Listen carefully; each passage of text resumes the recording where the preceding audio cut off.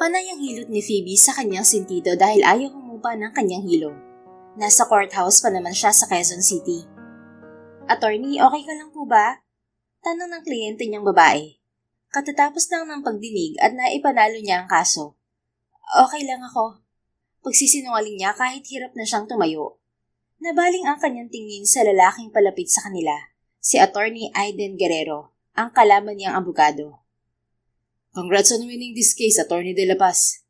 Nakangiting bati nito, pero alam niya na may inis pa rin ito sa kanya. "Stop acting like you're happy, Attorney Guerrero. I noticed your sharp stare at me since the hearing started." Anya sabay iwas ng tingin sa lalaki. Ngumisi si Aiden. "I'm just professional. Hindi ko dinadala sa trabaho ang personal issue sa buhay ko." "At mukhang may issue ka pa rin sa akin, Attorney." Lumapit ito sa kanya at yumuko. Tinitigan siya ng malapitan sa mga mata. "How can I forget the first ever woman who broke my heart and took my virginity?" Pabulong nitong saad. Ikinayom niya ang kanyang kanang palad. Hindi niya makalimutan ang gabing nalasing siya sa hotel bar at nagising kinabukasan sa suite nakatabi si Aiden sa kama. "What happened back then was a mistake. I was drunk, and you took advantage of it." Anya na may gigil. "Excuse me? You're the one who kissed me first." "Enough, I need to go." Nang tumayo si Phoebe ay lalo siyang nahilo at tuluyang nandilim ang kanyang paningin. "Phoebe!" Sambit ni Aiden na huling narinig ng dalaga bago siya tuluyang pumikit. Nang muling magkamalay si Phoebe ay nasa ospital na siya. Una niyang napansin ang babaeng nurse na kausap ni Aiden sa tapat ng pintuan. "I can contact the patient's parents. Pwede bang ako na lang ang pumirma ng form? I'm her fiancé." Dinig niyang sabi ni Aiden sa nurse. Napaupo bigla si Phoebe ngunit kumirot ang kanyang sentido. "I'll call my mom." Apila niya na kumuha sa atensyon ni Aiden. Dagli itong lumapit sa kanya at pinigil siya sa pagkilos. "Don't force yourself to move, Phoebe." Anito, "Bakit mo ba ako dinala rito, Aiden? Nahilo lang ako." "Nahilo lang? You passed out in the courthouse." "Kulang lang ako sa tulog." "Hindi ka lang kulang sa tulog." Anito sabay abot sa kanya ng pink na papel. Kinuha niya yon at binasa ang nakasulat. Nanlaki ang kanyang mga mata nang makita ang positive pregnancy test result. Sa akin ba to?" Hindi makapaniwalang anya sa lalaki. "Pangalan mo nakasulat dyan, di ba?" Binasa rin niya ang ibang detalyeng nakasulat sa papel. Nawindang si Phoebe dahil sa kanya nga ang pregnancy test na yon. Tama lahat ng detalye, maging edad at address niya. "Ikaw bang nagsulat ng details, Attorney Guerrero?" Manghang tanong niya. "Who else? I'm the only person who brought you here." May sarkasmong tugon nito. Humalukog pa ito. "Paano mo nalaman ang edad at address ko?" Ngumisi ito. "We're classmates in law school. At hindi ko nakalimutang matanda ako ng 1 taon sa'yo. I'm 30 now, and you're 29. Nakalimutan mo na ba na minsan kitang hinatid sa bahay niyo nung nililigawan kita?" "Pero 5 years na nakalipas." "Yes, it's been 5 years since you broke my heart after I spent $1 million to win your heart. And in the end, you just used me to make your first love jealous. At noong binalikan ka niya, binasted mo ako." Natigilan si Phoebe sa biglang pagpalatak ni Aiden. Nilamon na siya ng guilt. "Hindi pa ako ganun ka-mature noon." Dahilan niya. "That's not an excuse, Phoebe. And 2 months ago, you got drunk because of your breakup with your first love. And you fell into my arms." Napabuga siya ng hangin. "Hindi ko sinasadya yun." "Fine. You're always like that, acting innocent and a victim. But you can't deny that the baby you're carrying now is mine." Gilala siyang napatitig sa seryosong mukha ni Aiden. Kahit galit ito ay hindi nabawasan ng kagwapuhan nito. "I won't deny it. Ikaw lang ang tanging lalaking gumalaw sa akin." "What about Daniel, your ex-boyfriend?" "He never touched me." "Imposibleng wala kayong intimate connection. You've been together since high school, even though on and off ang relasyon niyo." "Paano mo nalaman?" Manghang tanong na naman niya. "Have you forgotten how desperate I was to be your boyfriend before? Of course, I stalked into your life." Napailing si Phoebe at ngumiti na may sarkasmo. "I thought you were fooling around back then, so I didn't take your actions seriously.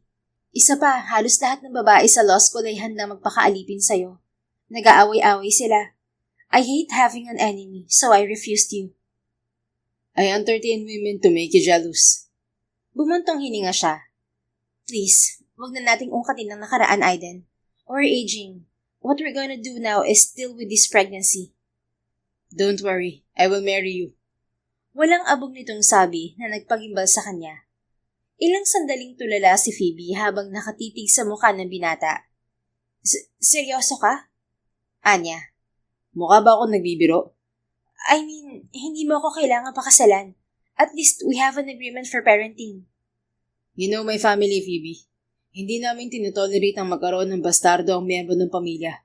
It's not just about me. Your parents are both lawyers and in politics. We're both lawyers too.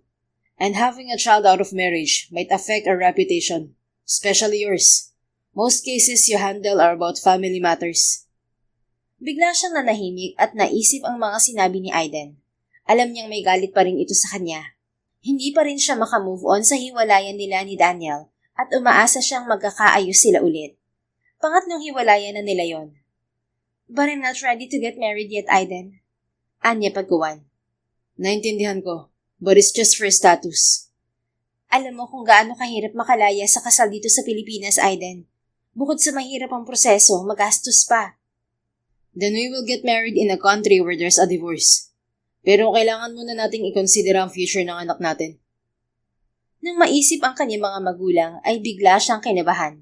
Tatakbong senador pa naman sa susunod na eleksyon ang daddy niya, at ang mami niya ay acting governor sa Quezon City. Fine, okay, payag ako. Pasya niya. We need a marriage agreement and a prenuptial agreement too, Phoebe. Mariin niyang tinitigan si Aiden. Hindi na siya nagtataka kung bakit binanggit kaagad nito ang prenuptial. Anak ito ng bilyonaryo, apo ng kilalang business tycoon sa bansa. No problem. I'll handle the marriage agreement, and I want my child's custody once we got a divorce. Ngumisi si Aiden. I know you would say that, pero bago mo isipin ang divorce, let's work on the marriage first. A loveless marriage isn't an excuse to divorce. We can learn to love each other during marriage. Na para bang iibig ka sa akin, Attorney Guerrero? Tumikwas ang isang kilay nito. I loved you once. Of course, I can love you again. May determinasyong tura nito. Naudlot ang kanyang ngiti. Nagustuhan mo lang naman ako dahil sa debate natin noon. You said you like a woman who can slay men. Yes, but my taste has changed.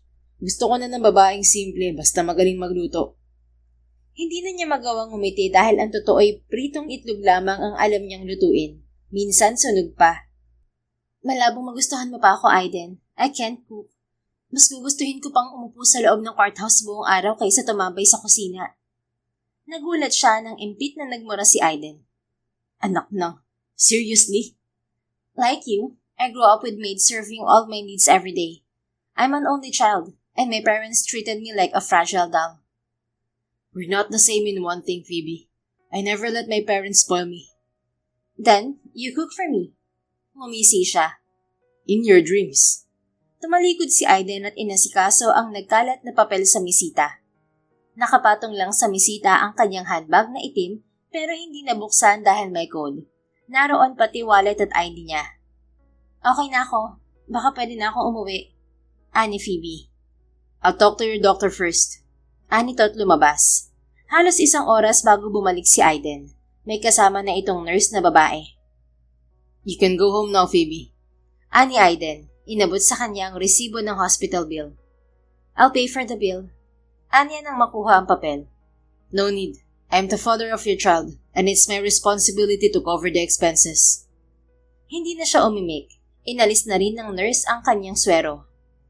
Paglabas ng ospital ay tumanggi siyang ihatid ni Aiden sa kanilang bahay. Naiwan kasi ang kotse niya sa courthouse.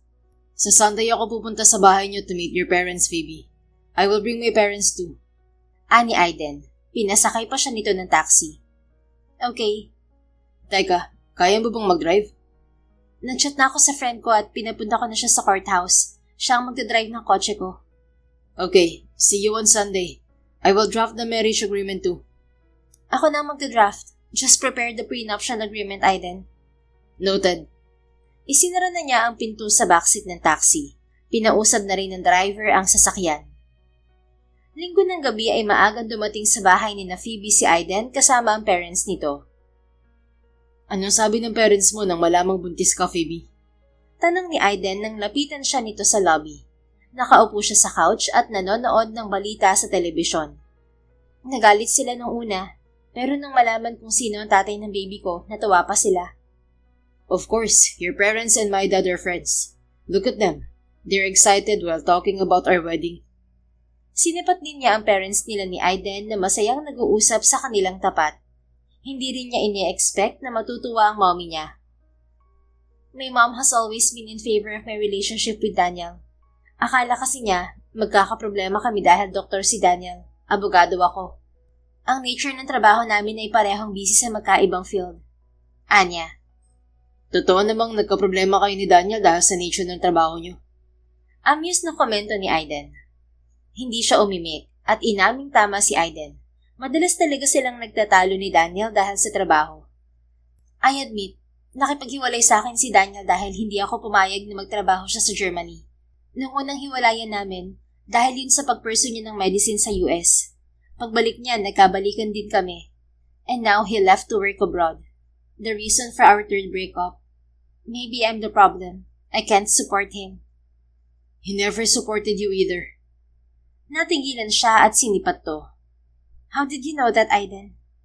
Daniel is my high school classmate, Phoebe, and we're once friends. Once friends? Yes.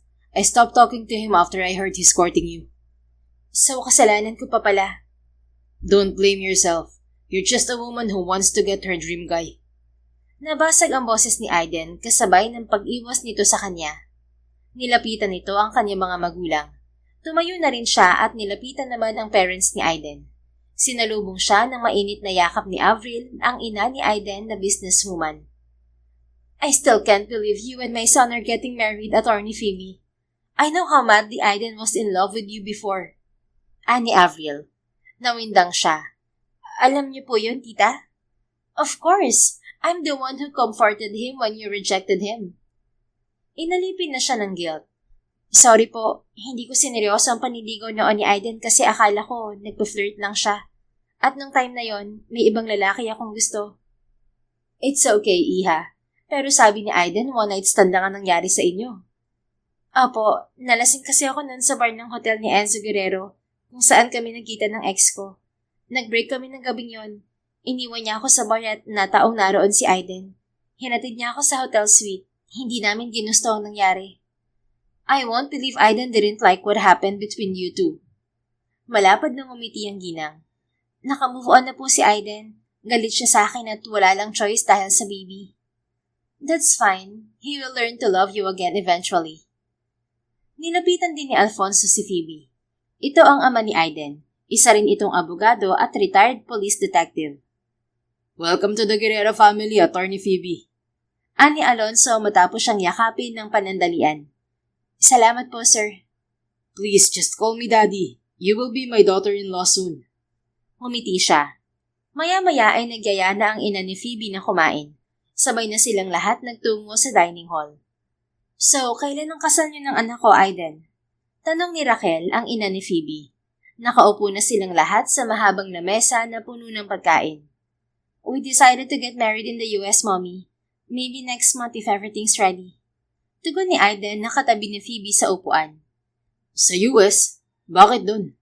May pagtutol namang tanong ni Melchor, ang kanyang ama. Gusto kasi ron ni Phoebe kasi mas madali ang process. Or maybe because there's a divorce. Apela ni Raquel sabay irap kay Phoebe. Mom, you know why this marriage is happening, so please respect my decision. Anggil naman ni Phoebe. I know you, Iha. You're always looking for an option, so you can easily escape when you can't control the situation. But marriage isn't the boyfriend-girlfriend relationship that you can easily break. Magkakaanak ka na, at umeedad na rin kaya magseryoso ka sa relasyon. You spent a decade with a man who broke up with you 3 times just because you disagreed with his decision. Aiden is perfect for you, and we knew his family. Palatak ng kanyang ina. Hindi na siya nagkomento at tahimik na lamang na kumain. Okay lang po, Mommy. I respect Phoebe's decision. Wala naman pong problema kung sa US kami magpapakasal. I will shoulder all the expenses. Sabad naman ni Aiden. Hindi na umimik ang ginang. Pagkatapos ng hapunan ay umalis din kaagad ang parents ni Aiden, pero nagpaiwan ang binata dahil kinausap ng daddy ni Phoebe. Anong sabi ni daddy? Tanong niya sa binata nang makalabas ito ng study room ng kanyang ama. He agreed to the prenuptial agreement. May pinapirmahan din siyang agreement sa akin. Sabay na silang naglakad pabalik ng salas. Anong agreement? Same sa agreement mo. Mananatili sa poder mo ang bata once naghiwalay tayo at susuportahan ko siya hanggang college. Then once I initiate the divorce, I will give you 10 million as compensation. Pero kung ikaw makikipaghiwalay, mahahati ang custody ng bata at may cash compensation din. All I want is full custody of my child. Biglang napahinto si Aiden at hinarap siya. Phoebe, wala pa tayong maayos na usapan tungkol sa kasal. Nagtatalo na tayo about divorce. Angil nito. Hinarap din niya ito. I'm just making sure there is no one-sided rules to our marriage, Aiden. Our family is worth $1 billion fortune, and our marriage can affect that. So we need to be careful. Ikaw, wala kang problema kasi nag-iisang anak ka. I have 2 siblings sharing in our family fortune. Wala naman akong interes sa yaman ng pamilya mo.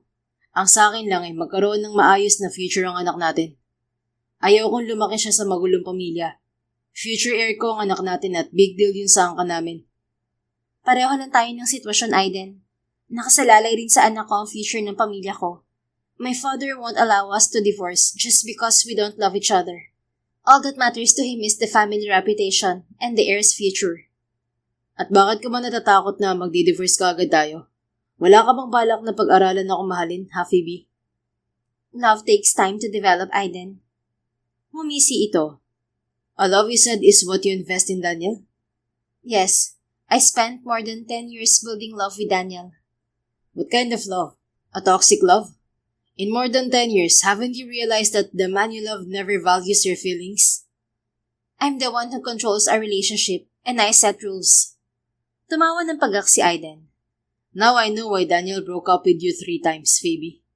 He can't handle your control freak behavior and the relationship rules. Lawyer ka nga. You want to control everything like a law. Do you have an idea how suffocating that is for a man? What's wrong with setting rules in a relationship? I'm just protecting my rights as a woman. Ano bang rules mo kay Daniel, ha? Humalukip-kip si Aiden at seryosong tumitig sa kanya. Daniel can't lay a hand on me in every fight we have. At once nahuli ko siyang nag-cheat, he will give up his license as a doctor. The rule isn't one-sided. It affects both of us. Then, we can only have an intimate connection once we get married. Maya-maya ay biglang tumawa si Aiden, na ikinapikon niya. What's funny, Guerrero? May iritasyong untag niya at namaywang. Hindi na ako magtataka kung bakit on and off ang relasyon niyo ni Daniel. Your rules might have suffocated him. Komento nito. Siya naman ang nagsuggest about no intimate connection before marriage. Pero hindi naman niya ako inaalok ng kasal. Sinuportahan ko siya na mag-aral abroad. Nakamit na niya lahat ng pangarap niya, pero wala pa rin nangyari. At nang magkaroon siya ng job offer from Germany, bigla na naman siya nakipaghiwalay. Pumalatak na siya. Napahilot si Aiden sa sentido nito. Okay, enough. Huwag na natin pag-usapan si Daniel. Let's plan our wedding before my busy schedule. I need to go. Just call me if you need something. Akala niya aalis na si Aiden, ngunit bigla siya nitong nilapitan at sinaglitan ng halik sa mga labi. Hoy, ano yun? Gilalas niyang tanong sabay tulak sa dibdib ng binata. What's the matter? Amused nitong untag. You kissed me. It's just a kiss. Hindi yun kasama sa marriage agreement.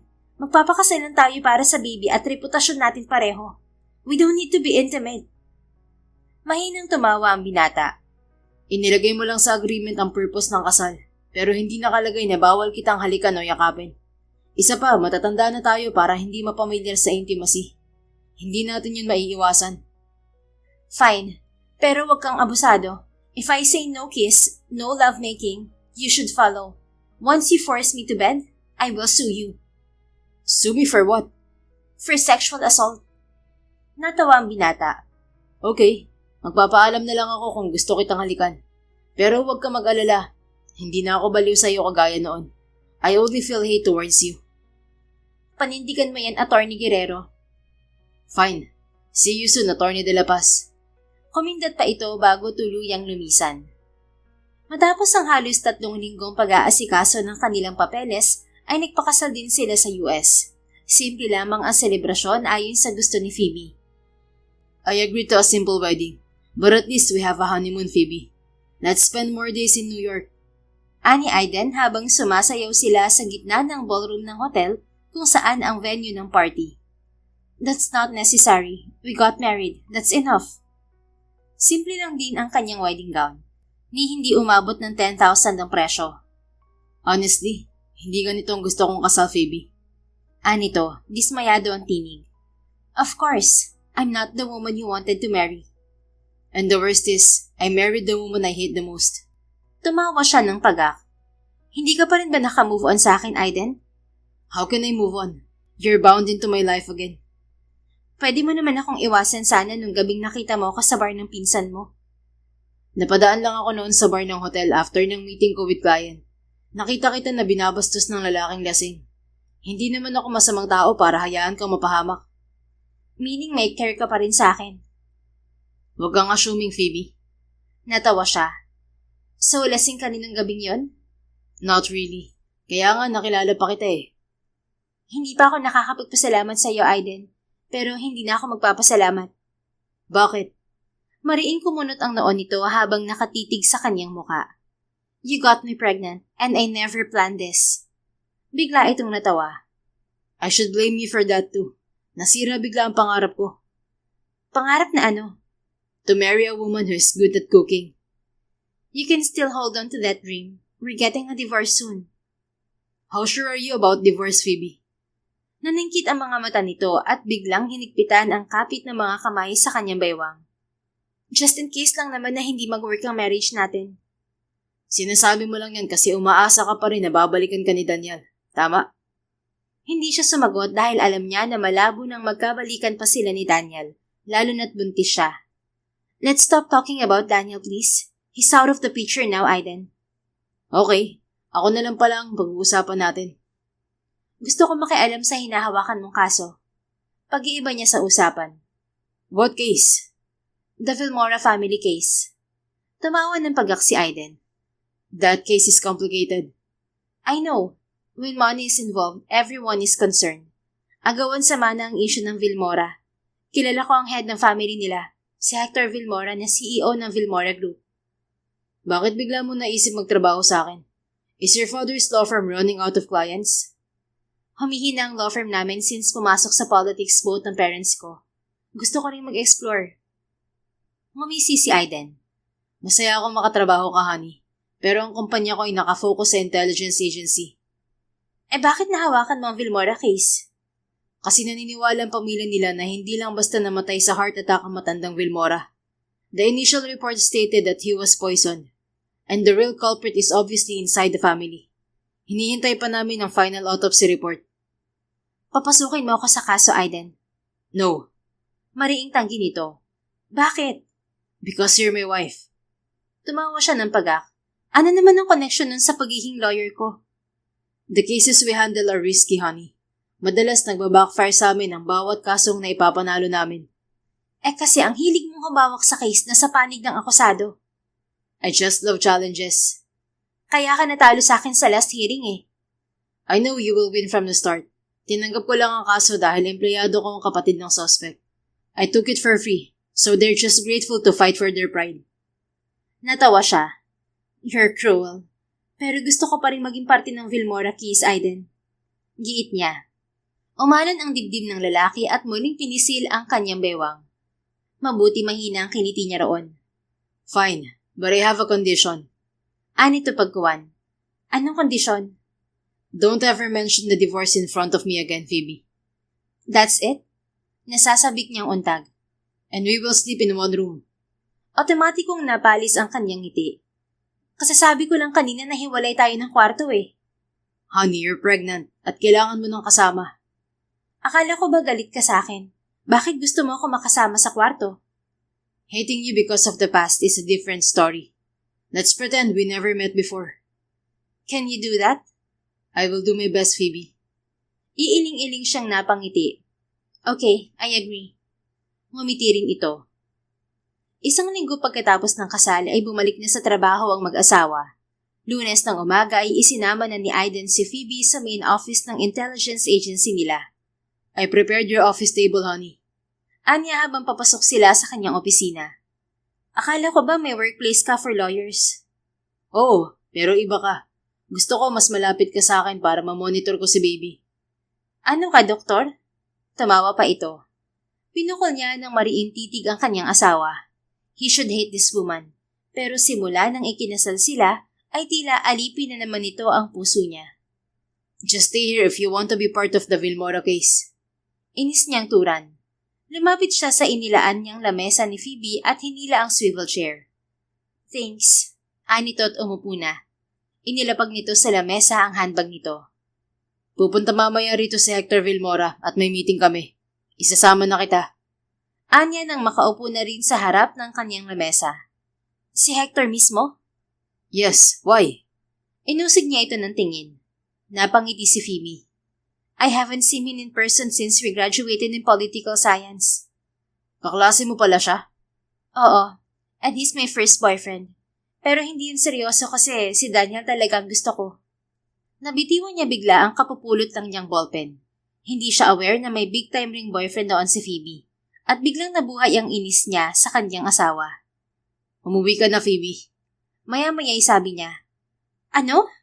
Gilalas niyang untag. Nanlalaki ang mga matang tumitig sa kanya. I said go home. Napatayo na ito. Baliw ka ba? Pumayag ka na magtrabaho ako rito tapos palalayasin mo ko? I just realized why you're eager to be part of the Vilmora case. It's because of Hector. Bigla itong natawa. Sinabi ko lang na ex-boyfriend ko siya at wala yung connection sa kaso. Obvious na excited ka pagkarinig sa pangalan ni Hector. My God, Aiden. Hindi ako uuwi. Muli itong umupo. Hindi niya inalisan ng titig ang kanyang asawa habang umiikting ang panga niya sa gigil. Kalaunan ay iniwasan din niya ito at nag-focus sa trabaho. Pagkatapos ng lunch break ay dumating na si Hector Vilmora kasama ang kapatid nitong si Trixie, isa sa naging fling niya noon. Ako na lang ang haharap kay Hector, Phoebe. Anya matapos makausap ang kanyang assistant. I'll go with you, Aiden. May mga tanong din ako kay Hector. Anito, tumayo na. Sabihin mo na lang kung anong tanong mo at ako nang bahala.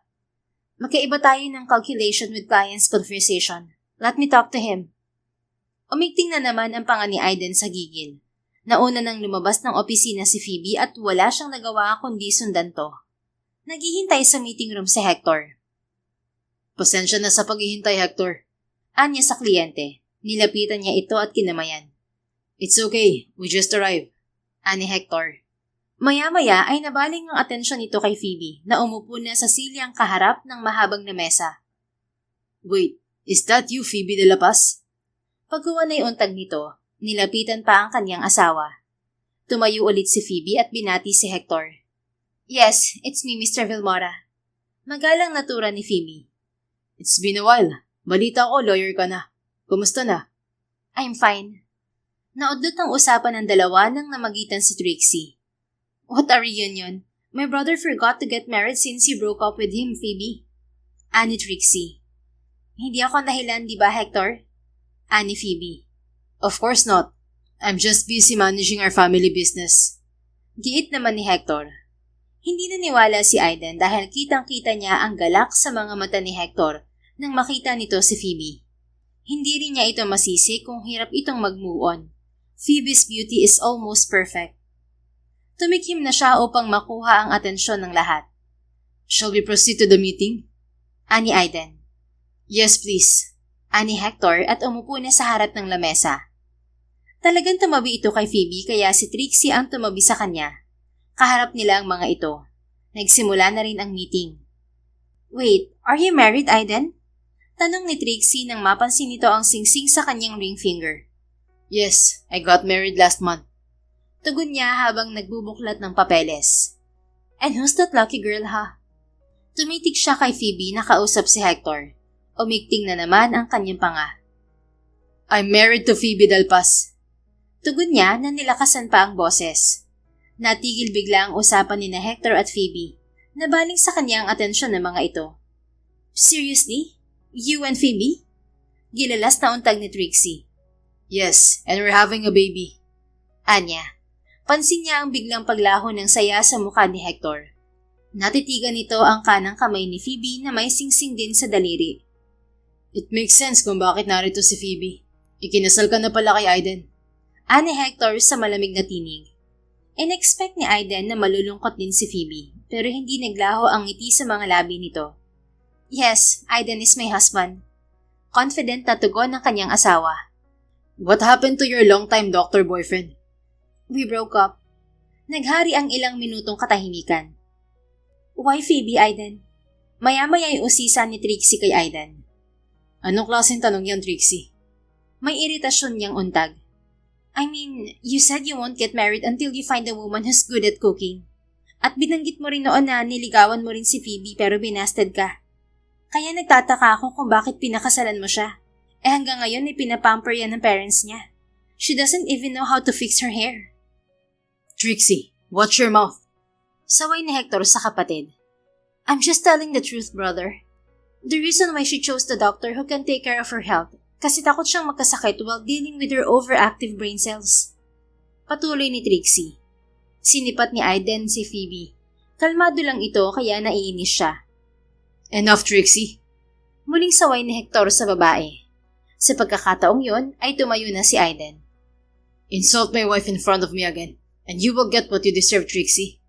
Do you want me to reveal why the traitors are still breathing inside your company? Anya na may pagbabanta.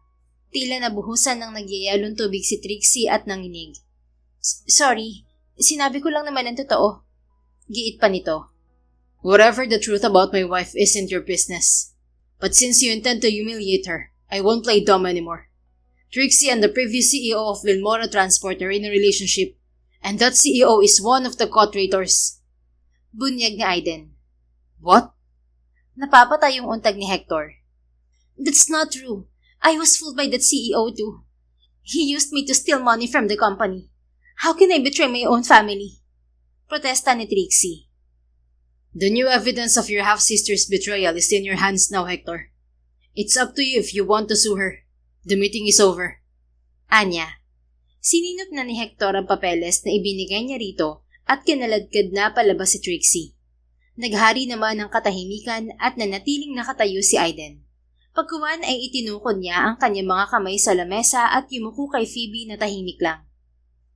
Why didn't you stand up for yourself, Phoebe? You let Trixie humiliate you. Usig niya rito. May gigil pa rin. Because she's right. I'm not good enough for a wife. Anito, walang emosyon. Nakatitig lang ito sa hawak nitong papeles. Hinawakan niya ang baba nito at inangat ang muka. Nakipagtitigan din ito sa kanya. I won't believe that. You have a good heart. You help poor people who want justice. You don't need to defend me, Aiden. Binasted kita dahil hindi ikaw ang lalaking gusto ko.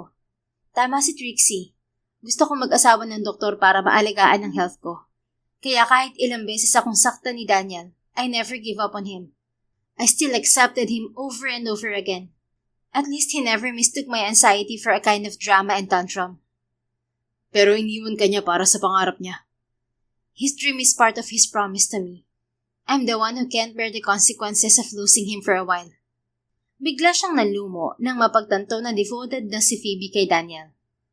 You love him so much, don't you? Anya sa garalgal na tinig. Epekto yon ng pagkirot ng kanyang puso. Patunay lamang yon na may puwang pa rin sa puso niya si Phoebe. Hindi na niya hinintay ang sagot nito. Dinakot niya ang natirang papeles sa lamesa at lumisan. Nang makaalis si Aiden, ay napakuyom ng mga palad si Phoebe. I don't love him anymore. Natatakot lang ako mawala ang taong itinuring kong comfort person. Sagot niya sa tanong ni Aiden. Nang makaalis na ang kanyang asawa, saka siya nagkaroon ng confidence na magsalita at napagtanto niya na may isang lalaking kaya siyang depensahan sa kahihiyan. Pagsapit ng gabi ay mag-isang umuwi ng mansyon si Phoebe. Phoebe, hindi mo ba kasama si Aiden?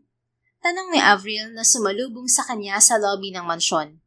Hindi po, Mommy. Busy pa si Aiden kaya nauna na akong umuwi. Doon pa rin nakatira sa family house ng mga ito si Aiden, kaya doon na rin siya. Sige, mauna na tayong kumain. Huwag kang papalipas ng gutom. Baka kumapano ang apo ko. Opo, Mommy. Iginiya siya nito patungong dining area. Nakaupo na sa harap ng lamesa ang mga kapatid ni Aiden. First time niyang nakita ang kapatid nitong babae na nag-aaral sa law school. Hi Ate Phoebe, nice to meet you in person. Bati ni Arya, pangalawang kapatid ito ni Aiden. Nice to meet you too, Arya. Hindi ka nakasama sa kasal namin ng kuya mo sa US. Anya, umupo siya sa harap nitong Celia. Sorry, I have an exam that day, pero nagpadala na ako ng gift. Oo, natanggap ko ang gift mong jewelry set, and I love them. Thank you. You're welcome, ate. Maya-maya ay dumating si Aiden pero wala sa mood makipag-usap. Kasalo nila ito sa hapunan pero hindi nakikisali sa usapan. Marunong ka bang magluto, Ate Phoebe? Maya-maya ay tanong ni Arya. Matabang siyang umiti. Hindi wala na kasi akong time mag-aral magluto. That's okay, at least pinakasalan ka pa rin ni kuya. May cook naman tayo. Pero pangarap ni kuya mag-asawa ng chef. Sabad naman ni Aaron, ang bunsong kapatid ni Aiden. Tumawa pa ito. Nilamon tuloy ng insecurity si Phoebe sa dream wife ni Aiden. Ramdam niya na nasaktan si Aiden dahil sa pag-amin niya tungkol kay Daniel. Kailangan niyang bumawi rito. Kung natuto ako magpaputok ng baril sa loob ng isang araw, magagawa ko ring matuto magluto. Giit niya na nagpatahimik sa magkapatid. Pansin niya ang pagsipat sa kanya ni Aiden pero hindi nagkomento. Naunang natapos kumain si Aiden pero dumiretso ito sa kwarto nila sa second floor. Nagkwentuhan pa sila ni Arya, kaya natagalan sa dining si Phoebe. Papasok na ako sa kwarto, Arya. Paalam niya sa hipag. Okay, rest well, ate. Anito. Ngumiti lamang siya at tuluyang tumayo. Pagpasok ni Phoebe sa kwarto ay naabutan niya si Aiden na nakaupo sa kama, abala sa pagtipa sa laptop na nasa mga hita nito. Nakaligo na ito at nakasuot lang ng itim na shorts. Ano nangyari sa Vilmora family, Aiden? Tanong niya habang naghuhubad ng coat. Trixie had confessed. She helped the former CEO steal the money. But she's innocent about poisoning his father. Half-sister lang pala ni Hector si Trixie. Trixie's mother was once a mistress. Nagrebelde siya dahil maliit ang napuntang share sa kanya. Sino palang naglason sa matandang Vilmora? We're still working to find the culprit. May 5 kapatid pa si Hector at 2 ang bastardo. Komplikado nga sitwasyon ng pamilya nila. Pumasok na siya ng banyo at panandali ang naligo. Natagalan lang siya sa pag-blower ng kanyang buhok. At paglabas niya ng banyo ay namataan niya si Aiden na nakahiga na sa kama. Tulog ka na ba, Aiden? Itatanong ko lang kung matutuloy ang hearing bukas sa Vilmora case. Anya habang nagsusuot ng silver nighties. Hindi sumagot ang kanyang asawa. Humiga na siya sa tabi nito. Nakatalikod ito sa kanya kaya nag-alangan siyang magsalita. Pero maya-maya ay natukso siyang haplusin ang makinis nitong likod. Sorry kanina, Aiden. I know I hurt you about Daniel. Bakit ka nagsasorry? Kasi asawa kita. Hindi tamang binubuhay ko ang alaala ng ex ko sa harapan mo. Pero ang tungkol sa amin ni Hector, wala na yon. Hindi naman kami nagtagal. Nalaman ko naka-arrange na si Hector sa anak ng business partner nila, kaya nakipaghiwalay ako. Pero hindi rin sila nagkatuluyan dahil nabuntis yung babae ng ibang lalaki. Pumihit din paharap sa kanya si Aiden. Kaya tumambad sa kanyang mga mata ang matipunong dibdib nito at puso na hitik sa abs. Napalunok siya bigla ng laway. It's my fault. I shouldn't have started the conversation about your exes. I'm just jealous. Anang lalaki? Jealous? Yes, and insulted as well. Bakit? Kasi bilyonaryo rin ako, Phoebe. May mataas na pinag-aralan. And I can proudly say that I'm more handsome than Hector and Daniel. I can't accept that you rejected me before. Why? Bigla siyang natawa. Because you're too much for me, Aiden. Kumpara sa pamilya mo, maliit lang kami. At sinabi noon ni Daddy na kung pipili ako ng lalaki ay yung simple lang ang pamilya para less stress sa kasal. Kasi karamihan sa mga bilyonaryo, mahigpit pagdating sa pagpapakasal. Maraming rules at agreement. I'm not like that. Ikaw nga tong maraming rules at agreement eh. Anak ka rin ng bilyonaryo, Phoebe. Simple lang ang pamilya ko. Nagsumikap kaya nakaangat. Bago umabot ng bilyon ng assets namin, nagkautang din si Daddy. Naspoil nila ako kasi only child at yun lang ang way nila para makabawi sa akin. Kasi wala na silang oras dahil sa trabaho. They just paid people to do their responsibilities for me. They show that I'm their most precious wealth that needs extra care. But they forgot to understand me. Walang kibo na nakikinig lang sa kanya si Aiden. Maya-maya ay niyakap siya nito at ginawaran ng halik sa noo. Let's sleep, baby. Yumuko na lamang siya at tumikit. Kumalma ang kanyang emosyon dahil sa init ng yakap nito. Dahil nagsisimula na ang morning sickness ni Phoebe, hindi na ito pinayagan ni Aiden na mag-handle ng maraming kaso. But my law firm needs me. Dad can't help me anymore. Protesta ni Phoebe habang palabas sila ng ospital. Katatapos lang ng check-up nito sa OB.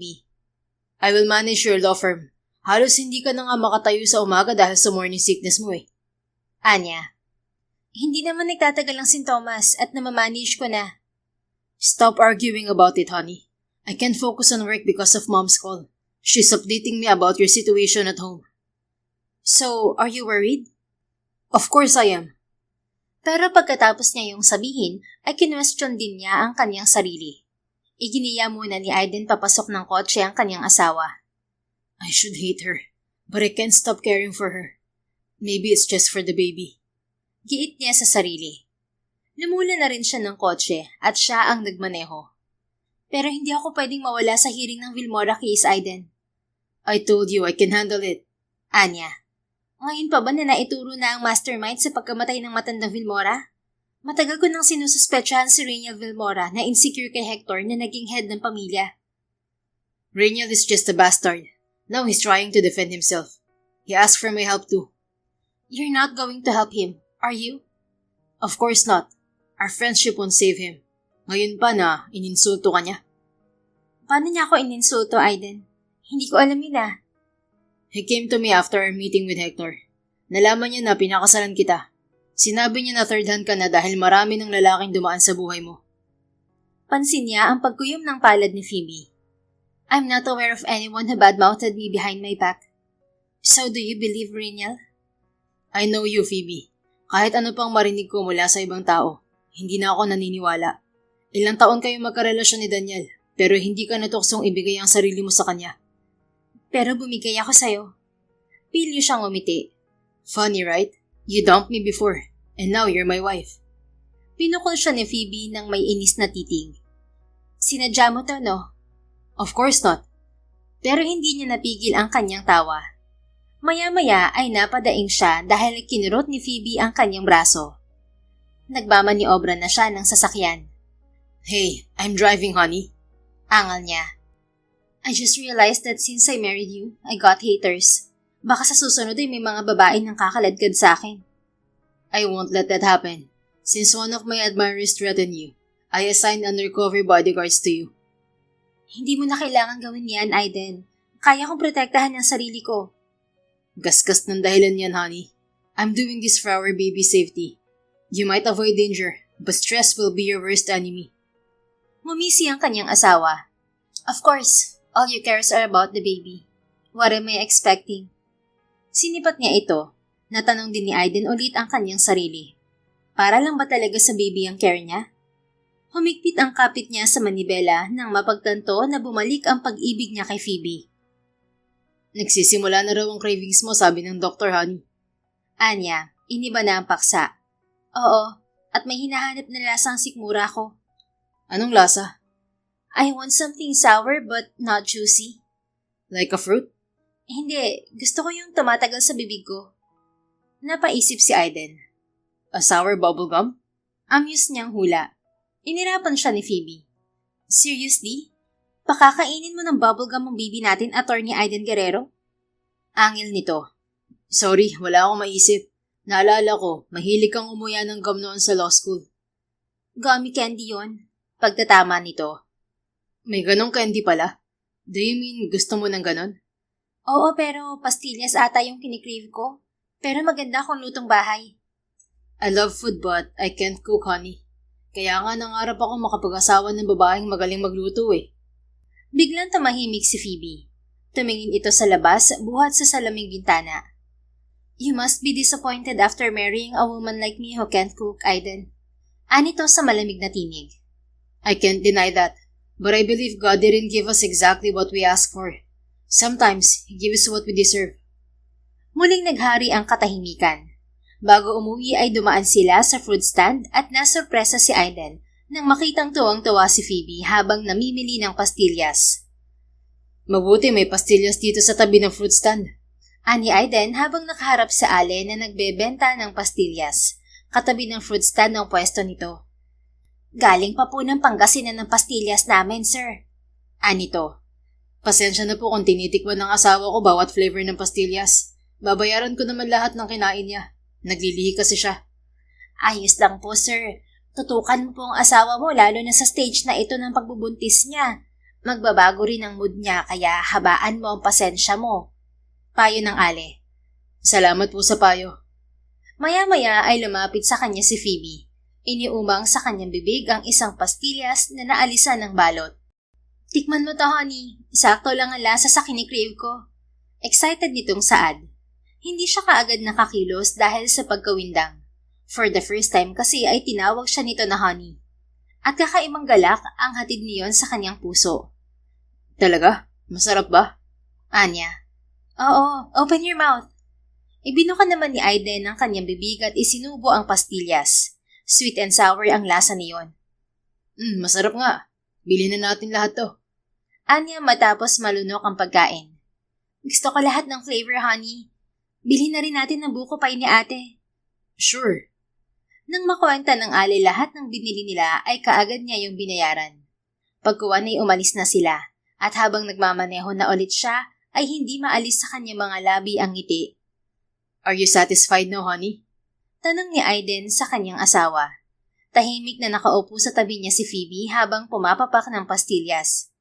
Very satisfied. Thank you, honey. Anito. Sinaglitan pa siya ng halik sa pisngi. Sandali siyang natigilan. Ang naudot niyang pangarap noon ay biglang natupad. He once dreamed of buying Phoebe food while she's pregnant with his child. What the heck? Am I falling for her again? Bulong niya. May sinasabi ka ba, honey? Tanong ni Phoebe. Narinig pala siya. Wala. Naiinis lang ako sa traffic dito sa EDSA. Palusot niya. Ngumiti lang ang kanyang asawa.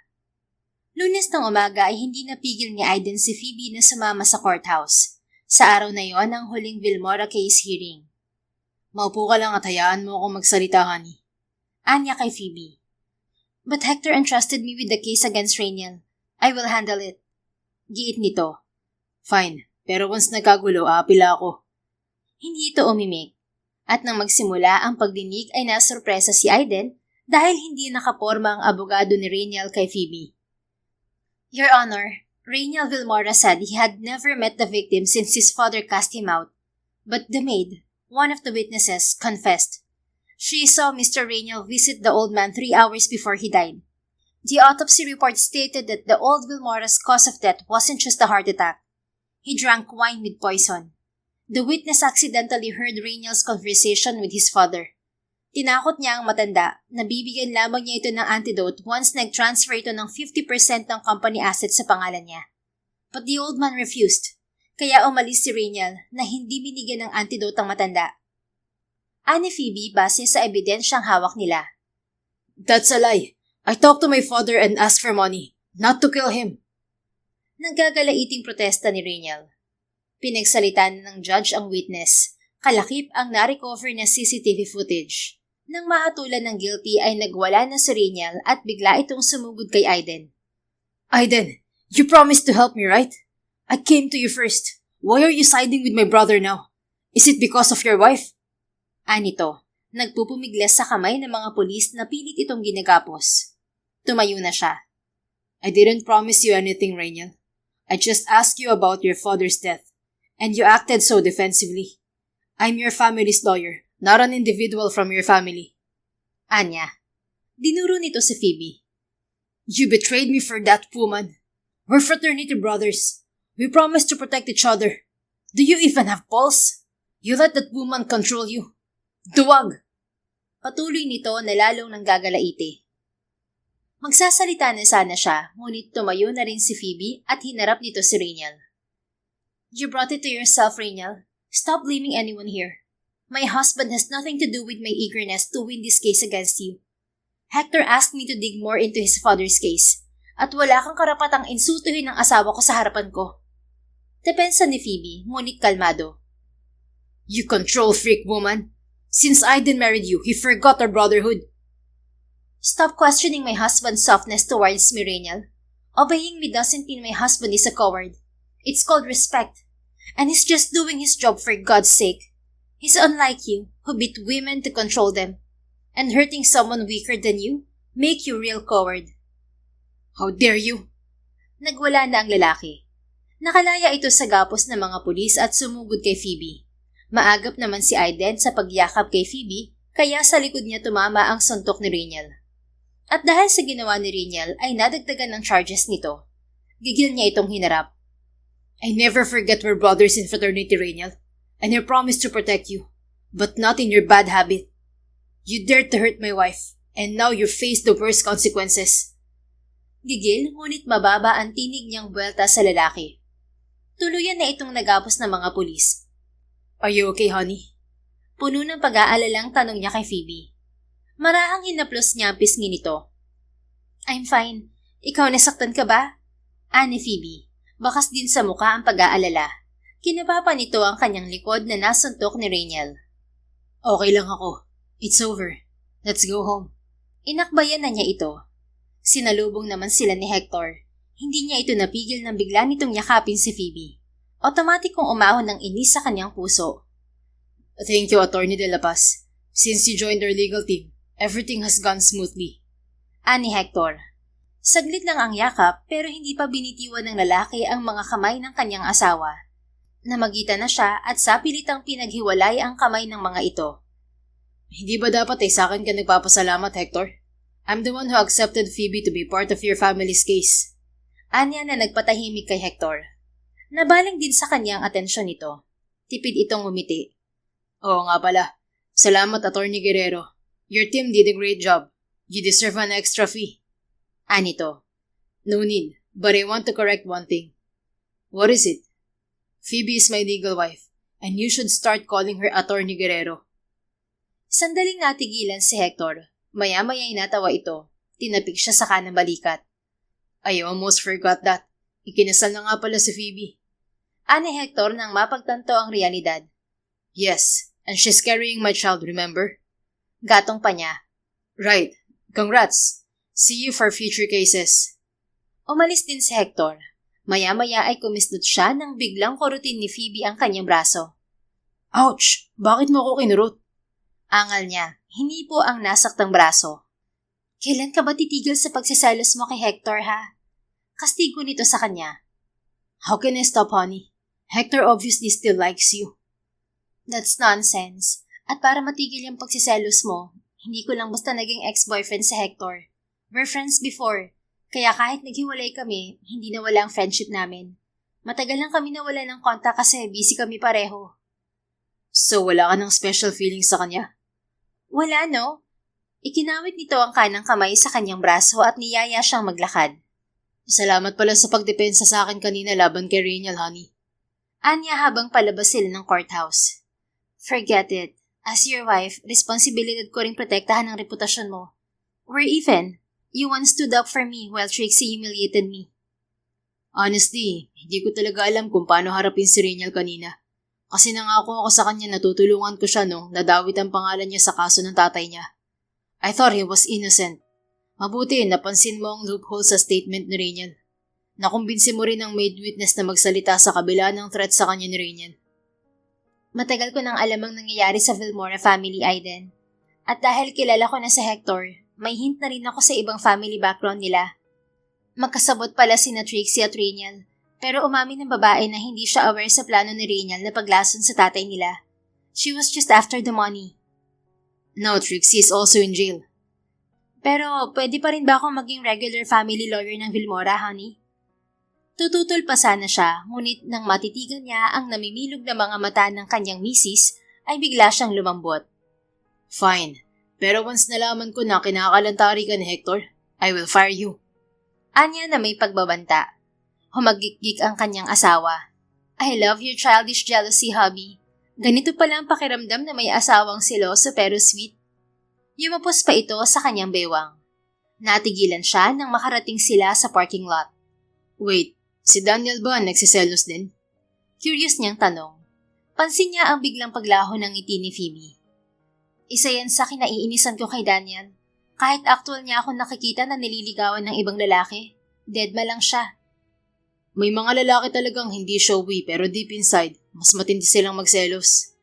Ganun ka rin naman kaya nagtataka ako kung bakit obvious na ang pagsiselos mo ngayon.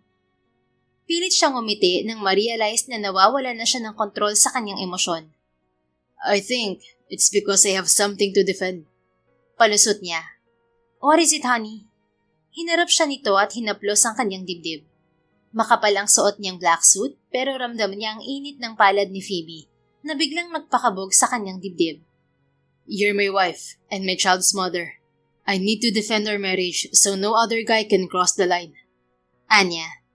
Pero gusto ko magselos ka dahil mahal mo ako, Aiden. What do you mean? Matiim siyang tumitig sa namumungay nitong mga mata. I've been strict with my previous relationship, kaya nawala ang real sense of love. I was just trapped in a commitment that was full of limitations. Hindi ko na naramdaman yung passion. Only bitterness and the lack of attention remained in my relationship with Daniel. So, are you longing for a real love? Yes, but I don't think I deserve it. Of course you deserve it, honey. Pero bago ka mag-assume na mamahalin ka ng lalaki, you should consider their feelings and needs too.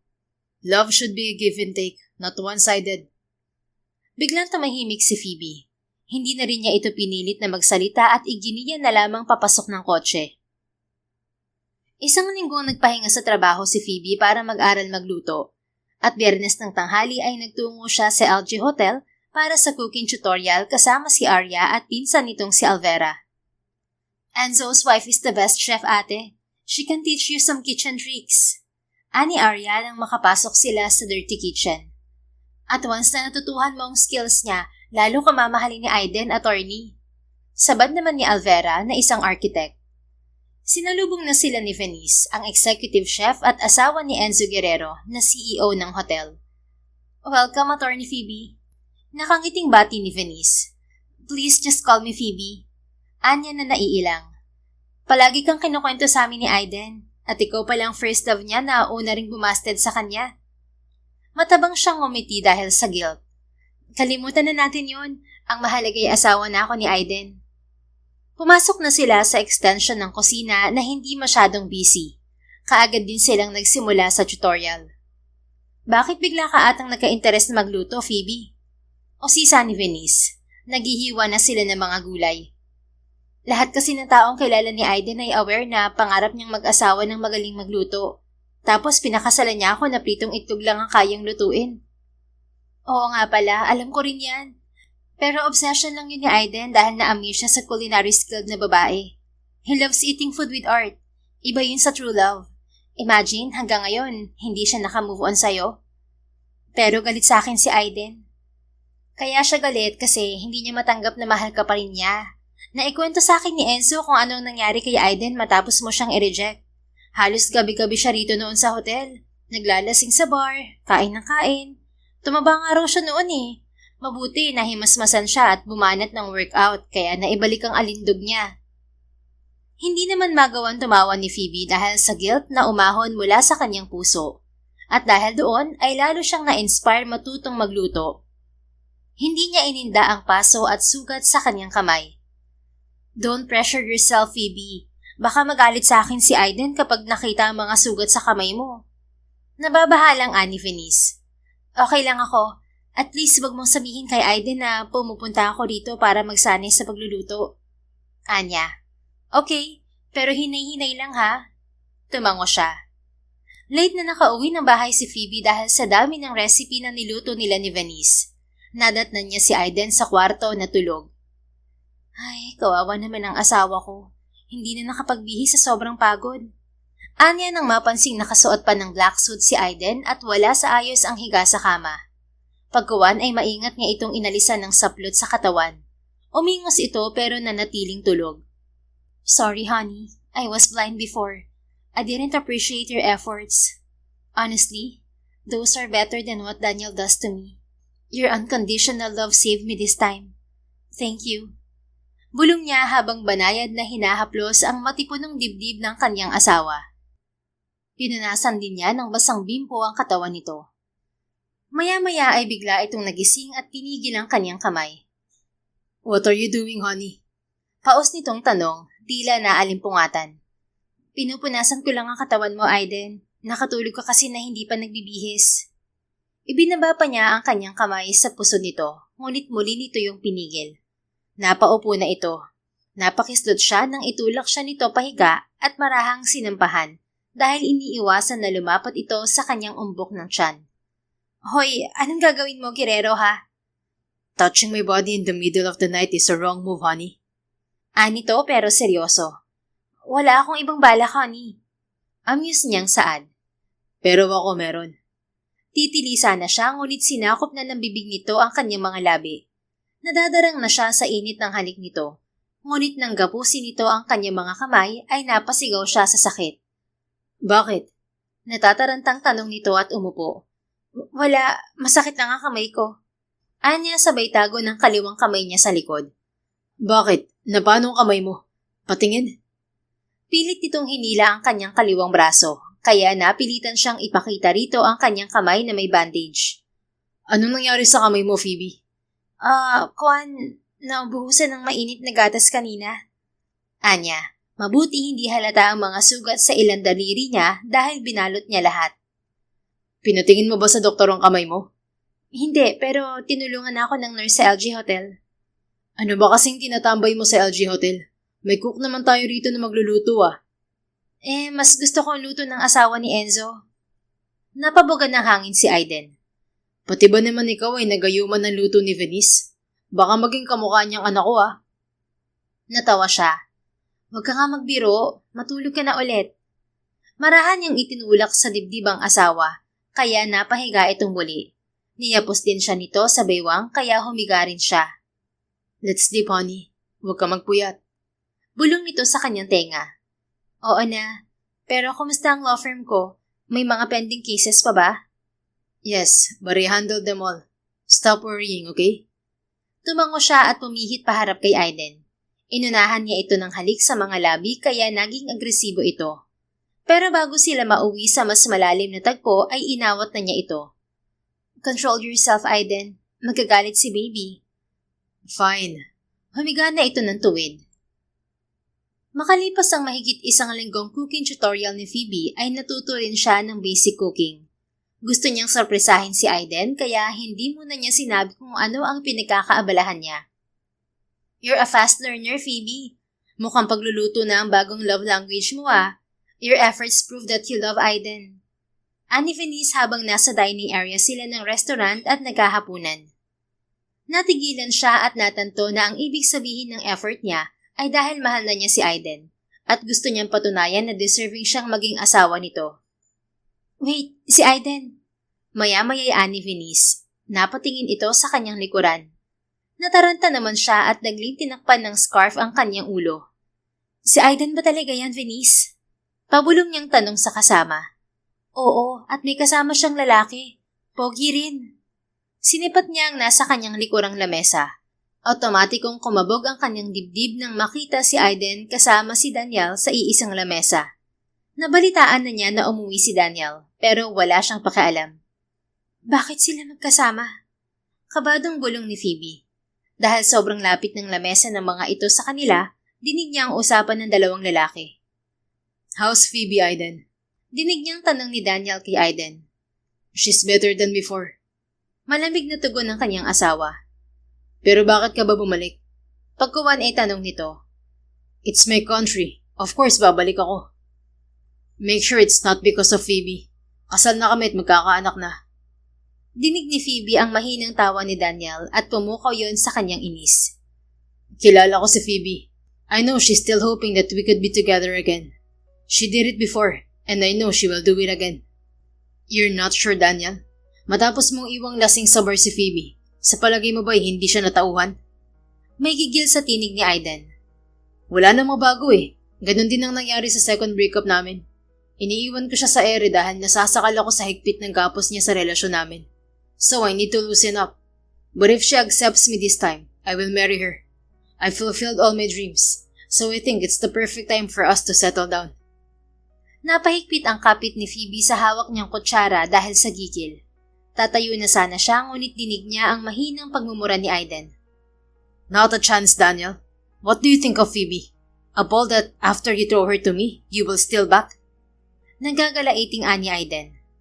Nakiusap lang ako sa'yo na iuwi mo si Phoebe after ng breakup namin sa bar, Aiden. Nagtiwala ako na wala kang gagawing masama. Pero anong ginawa mo? Binuntis mo siya. I know you meant it. I just found out that you were once madly in love with her. At hindi nakapagtataka kung bakit pumayag ka kaagad sa hiling ko noon. Once Phoebe finds out our connection, do you think she can forgive you? She's not aware that we're brothers in the same fraternity. And you just helped me take her away from the bar before. You've crossed the line, Aiden, and I won't forgive you. Gigilding buwelta ni Daniel. You deserve to lose Phoebe for good, Daniel. And I admit, I intend to accept your favor and take advantage of your breakup. Bonus na nabuntis si Phoebe. Now I have a strong reason to keep her away from you. Hindi na maatim ni Phoebe ang kanyang naririnig. Nagdilim na ang kanyang paningin at sana'y tatayo, ngunit bigla siyang nahilo. Bago siya makabawi ng lakas ay wala na si Daniel at Aiden. Okay ka lang, Phoebe? Tanong ni Venice na kanina'y abala sa pagtipa sa cellphone. Malamang ay wala itong pakialam sa usapan ng dalawang lalaki sa likuran nila. Pwede bang magpahatid ako sa bahay, Venice? Baka hindi ako makapagmaneho ng maayos. Ang sama ng pakiramdam ko. Sige, ipapahatid na lang kita sa driver namin. May kotse ka naman, di ba? Tumango siya. Pagkuha na inalalayan siya ni Venice patayo. Hinatid lang siya nito sa parking lot kung nasaan ang kanyang kotse. Naroon na rin ang company driver ng hotel at pinagmaneho siya. Pareho lang pala kayo ni Daniel, Aiden. Mga selfish. Gigil niyang usal nang makaupo siya sa backseat ng kotse. Ngunit maya-maya rin ay nanubig ang kanyang mga mata dahil sa labis na emosyon. Naisip niyang kausapin si Aiden ngunit hirap siyang magkontrol ng emosyon. I don't care about men anymore. My baby matters to me. Pagkuwan ay pasya niya.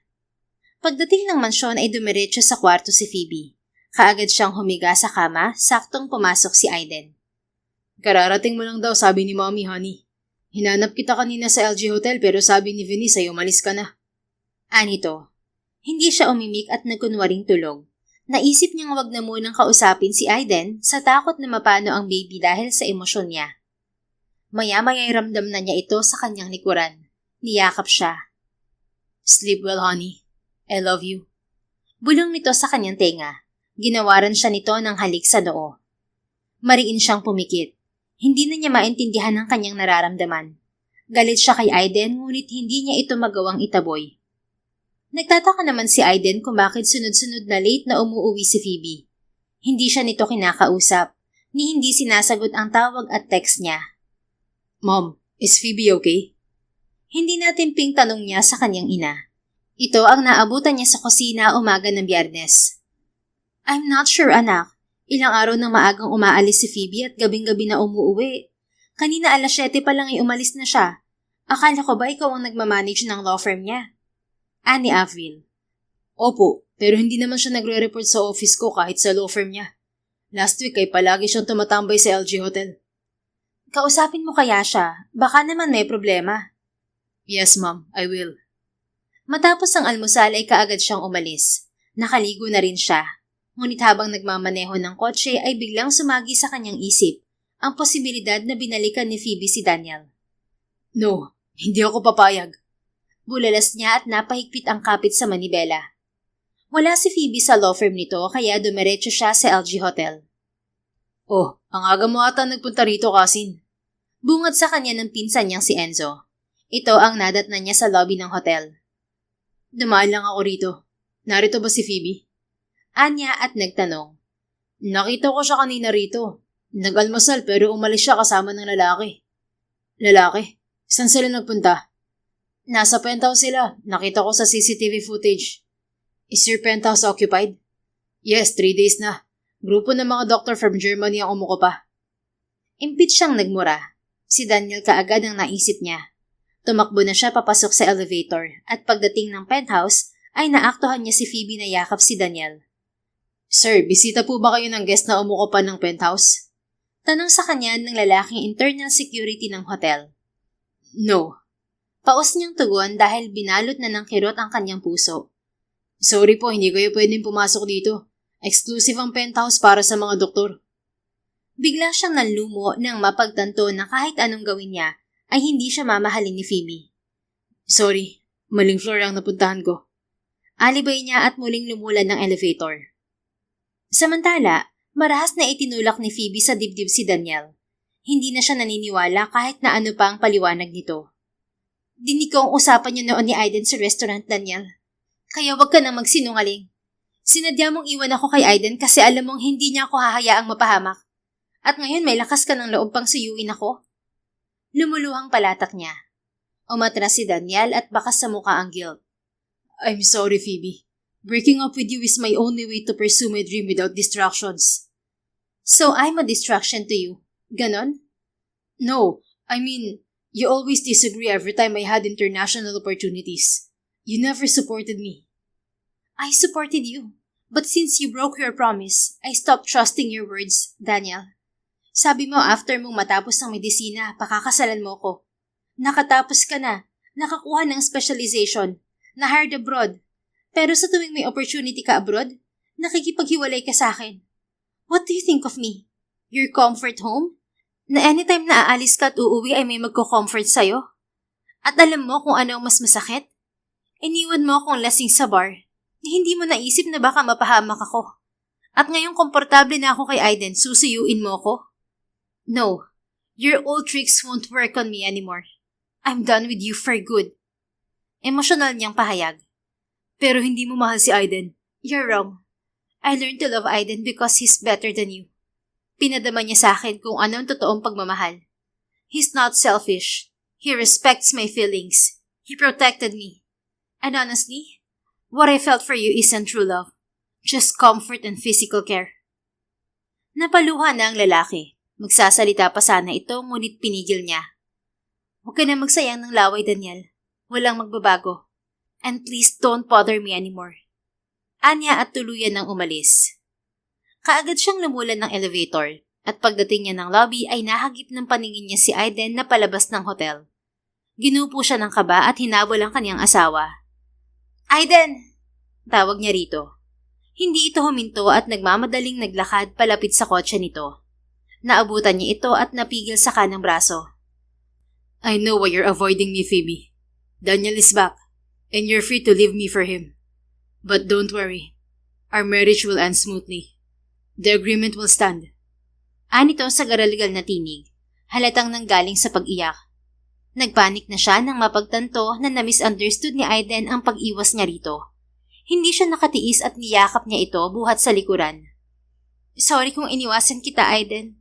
Nasaktan kasi ako nang malamang kaya mo ako tinulungan noon sa bar kasi hiniling ni Daniel. Pero napatunayan ko na wala kang masamang intensyon. Inamin ni Daniel ang totoo. I'm sorry if I misjudged you, but I believe he never played me. Lumuluhang pahayag niya. Pumihit paharap sa kanya si Aiden. Walang korap na tumitig sa kanyang muka. Pero nakita ko kayo ni Daniel sa penthouse. You came here to meet him. Anito. Oo, sinadyaan kong kausapin siya para tapusin ang tuluyan ng ugnayan namin. Gusto niyang makipagbalikan pero hindi ako pumayag. Hindi ko ipagpapalit ang masayang pagsasama natin sa lalaking ilang beses akong pinaasa at iniwan sa ere. Ibig mo bang sabihin ay hindi mo na mahal si Daniel? Yes, I stopped loving him a long time ago. Since I realized I was just a pawn to him. At nagpapasalamat ako dahil dumating ka, Aiden. Nagsisi ako bakit binasted kita noon. Ikaw pa pala ang magpaparamdam sa akin ng tunay na pagmamahal. At nilamon ako ng insecurity at guilt dahil hindi ko maibigay ang standard mo sa asawa. So I tried hard to learn how to cook. Kahit ilang beses nalapnos at nasugatan ng kamay ko, I endured all the pain to be your deserving wife. Emosyonal niyang pahayag. Are you insane? Nanlalaki ang mga matang untag nito at biglang hinawakan ang kanyang mga kamay. May bandage pa ang ilang daliri niya. Sabi mo nabuhusan ng mainit na gatas ang kamay mo kaya may lapnos. Bakit nagsinungaling ka ha? Kasi gusto kitang sorpresahin, Aiden. Hindi ka aware na ang ibang pagkain kinain mo sa bahay ay luto ko. Dapat sa birthday mo ako magtatapat kasi plano kong ako magluto ng handa mo. I even learned how to bake so I can bake your birthday cake. But Daniel ruined my excitement, kaya tumigil ako sa cooking tutorial namin ni Venice. Sa halip na magsalita ay napahagulgol si Aiden. Ikinulong na lamang siya nito sa mahigpit na yakap. I love you, Aiden. I'm sorry if I didn't realize it sooner. I wasted years with Daniel. Humihikbi din niyang saad. No, it's not too late, honey. We just lack the time to realize our true feelings. Malaman ko lang na mahal mo rin ako ay sobrang saya ko, Phoebe. I've been dreaming of it since I met you in law school. Kahit binasted mo ko, nagalit man ako sa'yo, ramdam ko sa puso ko na ikaw pa rin ang laman nito. Fate brought you back to me. Thank you so much. Anito na walang tigil ng pagluha.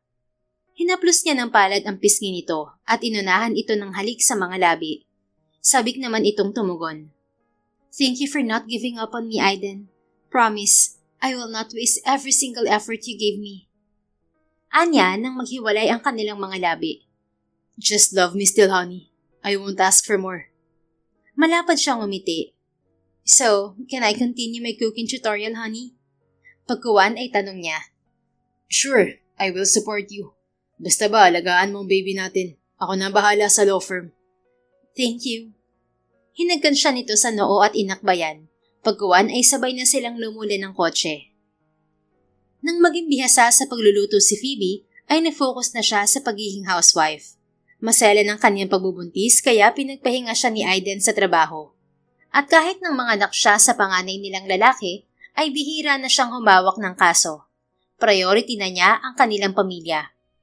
Sa huli, napatunayan ni Phoebe na hindi lahat ng maling simula ay humahantong sa maling wakas. Minsan, ang taong hindi natin inaasahang makakasama habang buhay, ang siya palang magiging tahanan natin. Sapagkat sa pag-ibig, hindi sapat ang unang pagpili.